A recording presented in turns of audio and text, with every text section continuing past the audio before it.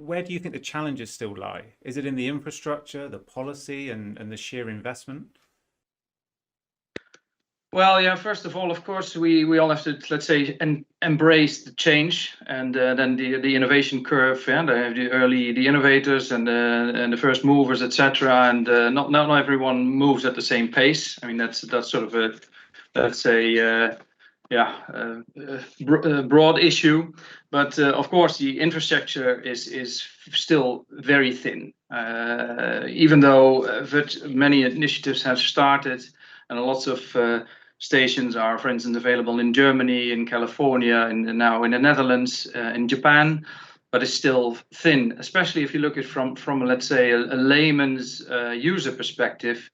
Well, let's say your regular neighbor wouldn't just think about, oh, let's buy a hydrogen car, because there the network is just too thin. Even though for us, let's say insiders, a lot of has happened.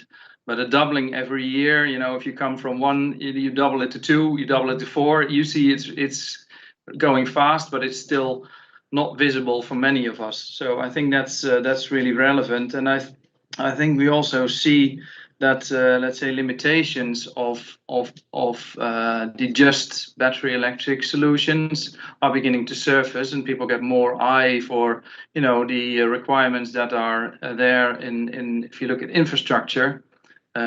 It's much easier to install a hydrogen fueling station somewhere in the grid, because it has a very low power uptake than if you have charging infrastructure, heavy charging infrastructure. And then especially if you look at the heavy duty applications, that becomes interesting and important.